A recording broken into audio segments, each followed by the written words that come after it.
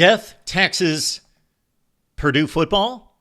Welcome into the Voice of College Football. Appreciate you stopping by. For the best in discussion, debate, and analysis, please hit the like button and subscribe.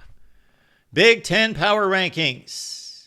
Now, like the top 25 that actually makes sense, we will give you resume rankings as well, based on just the wins and the losses, who those teams played, and how well they played against those teams. But these are the power rankings, which are just simply my opinion of the best team in the Big Ten, number 2, number 3, all the way down to number 18, Purdue. So here we go. Boiler up. Man, Purdue's bad. They are atrocious.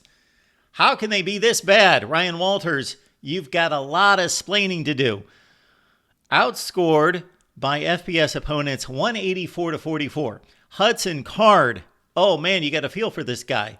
Remember, he was the starting quarterback at Texas at one time. I'm sure he knows what's going on at Texas right now, the number 1 team in the country. Graham Harrell's been fired as the offensive coordinator. On the defensive side, so that speaks to the offensive mess. On the defensive side, they gave up 586 yards of total offense to Wisconsin. And Wisconsin is no juggernaut. This is not the days of body ball. Purdue is awful. They gave up 5 consecutive touchdown drives in that loss to Wisconsin. Let's not waste any more time on Boiler Up. At number 17 in our rankings, UCLA. The score was respectable at Happy Valley. They scored a touchdown on the final play of the game to make it 27-11. Now they've got a quarterback situation where Deshaun Foster, head coach, confirmed this week that this is Ethan Garber's team. But should it be Garber's team? He won the starting job based on his performance in last year's bowl game, but this team is not going to a bowl game this year the way they're playing. Garber's 57%, 3 touchdowns, 6 picks. His replacement, Justin Martin. It's about time that he gets a shot here. I don't know what he's done in practice, but I know that he performed against Penn State. Obviously, they didn't score until the end of the game, but still, 22 of 30, no picks against an excellent defense in 30 pass attempts. Give this guy the job. Let him roll with it. At number 17 on our list, UCLA. Northwestern is back to being Northwestern. Yes, David Braun did a remarkable job in 2023, lifting this program 1-11 the previous season to 8 wins and a bowl victory against Utah. Played pretty well, though, last week against Indiana in losing 41-24. Jack Lausch, the new starting quarterback, well, he played incredibly poor against Washington, like 30% passing.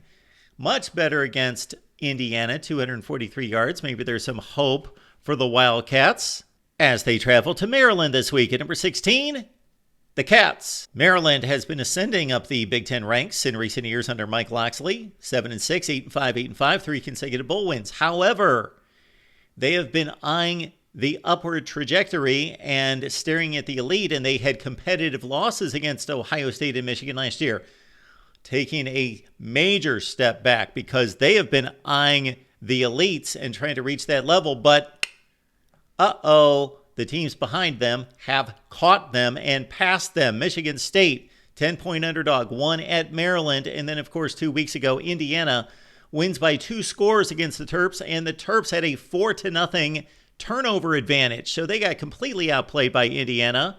At number 15 on our list, with a date against Northwestern coming up this Saturday, the Terps. Let's take into consideration who Michigan State has played the last 2 weeks. Yes, smashed by the Buckeyes, smashed by the Ducks, especially Oregon completely dominated that game after Michigan State showed some life against Ohio State in the first half the previous week. 69-17, and it wasn't that close in these 2 games. At least I'll take a positive from the effort at Autzen Stadium. Aiden Childs did not throw an interception after throwing a million the first several games of the season. Jonathan Smith gets an opportunity to rest his team, regroup, and get set for the stretch drive. They've got a bye week coming up. Sparty take team number 13 in our power rankings all the way up through number 4. 10 teams. You know what? Mix them up, spit them out.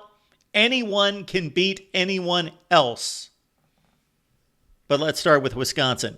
Coming off a victory against Well, it was against Purdue, but so I guess it can't technically be impressive, but it was 52-6, and Braden Locke threw for 359 yards. Wisconsin's got a date coming up this weekend at Rutgers. That will prove a lot for the Badgers. At number 13 in our Big Ten rankings, Luke Fickell and Wisconsin.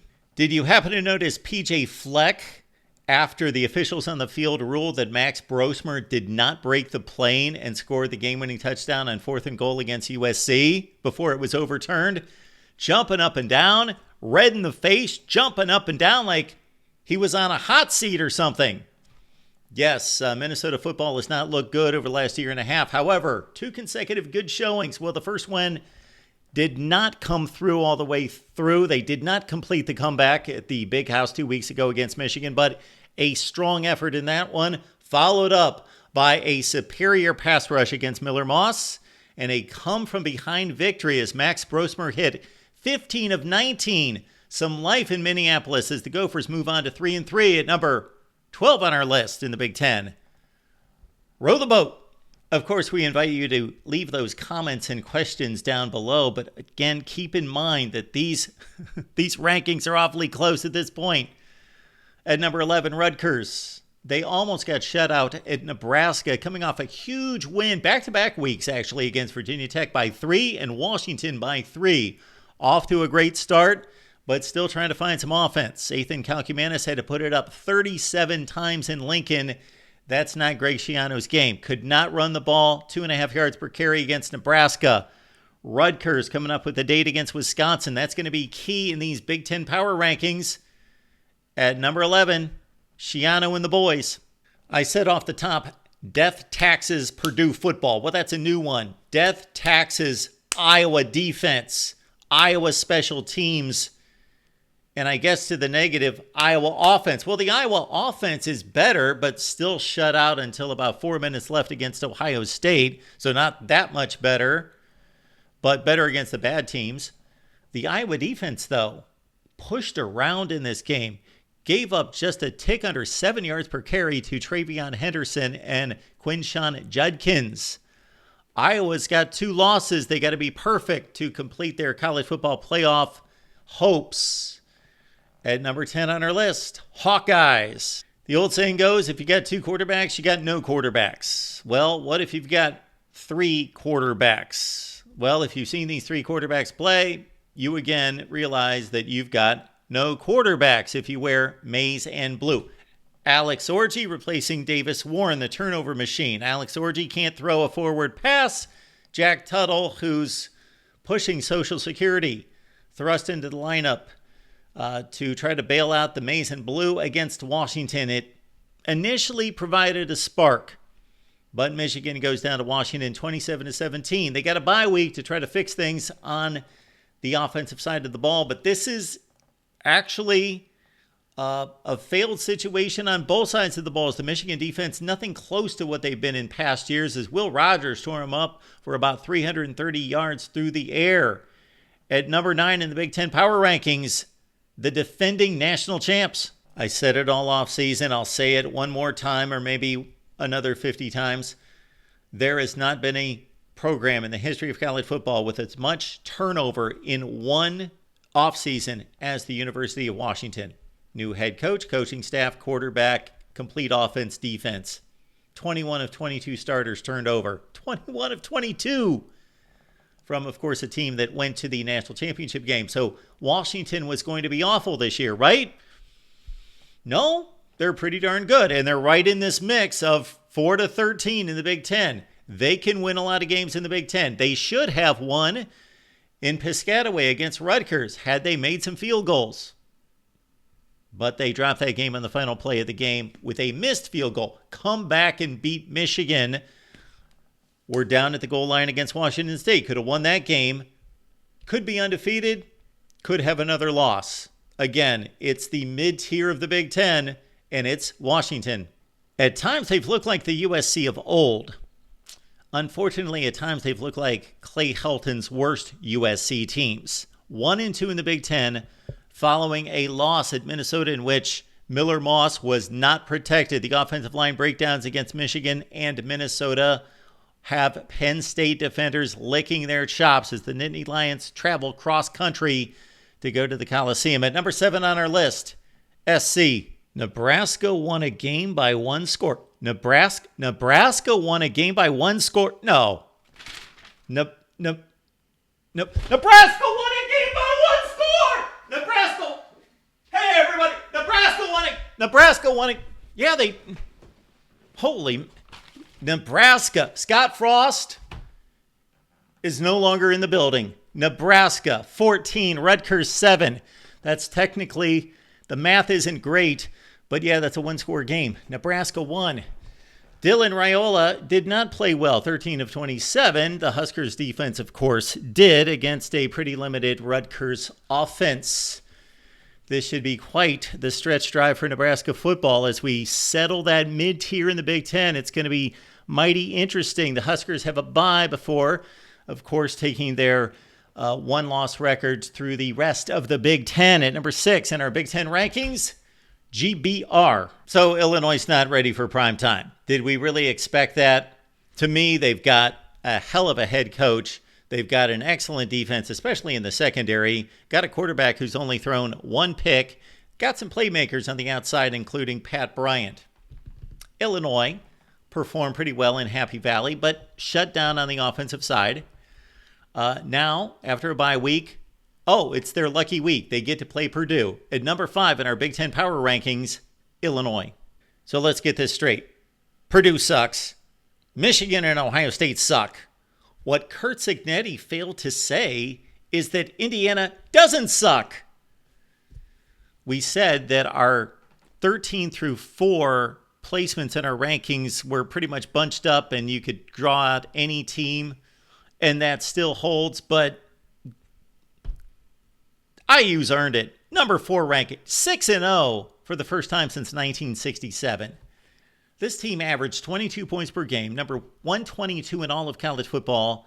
They have scored 40 points plus in 5 games, including 42 against Northwestern. Forget that their defense got ripped up by a bad Northwestern offense. Curtis Rourke, 380 yards passing. Yes, Indiana has challenges in front of them.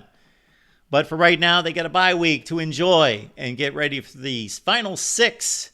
And they're bowl eligible. At number 4 in the Big Ten power rankings, Hoosiers. James Franklin and Penn State have to be completely sick of seeing a number 3 next to their name, which used to be in the Big Ten Eastern Division, Ohio State number 1, Michigan 2, Penn State 3, or Michigan 1, Ohio State 2, Penn State 3.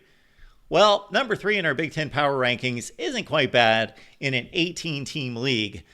And Penn State will get its chance to prove that they're better than number 3. But after business-like, workman-like, not dominating games against UCLA and Illinois, this is exactly where Penn State belongs. And let's not forget Bowling Green was a one-score game and a deficit late in the second half. Drew Aller's better. The offense is more explosive, although they have yet to prove it against the better teams. They were very limited against Illinois and against UCLA. The numbers do lie in this case for Penn State. They head out to USC to take on another challenge. At number 3 in our Big Ten power rankings, we are number 2, number 1. Where do you go on this one? It's Oregon, it's Ohio State. They're going to settle it at Autzen Stadium. At least that's going to be round 1. Oregon coming off a demolition of Michigan State. It said 31-10. It was not that competitive. Dylan Gabriel did make 2 horrible mistakes, especially one of them, 2 interceptions that cost his team points. He cannot do that against the Buckeyes, most likely. Ohio State, they had some issues in the first half trying to convert, stopped on a 4th down play, had 2 turnovers that kept the game close against Iowa, and then completely blew the doors off in the second half. Ohio State looked the part as the best team, maybe even beyond the Big Ten. This is a titanic matchup, but for right now, clearly, in my eyes, Oregon's 2, Ohio State number 1 in the Big Ten. There you have it, our Big Ten power rankings right here at the Voice of College Football. If we have time this week, we will look at the SEC, the Big 12, and the ACC as well. Leave those comments and questions below. And, of course, we will see you late night after the games on Thursday, Friday, and Saturday, right here at the Voice of College Football.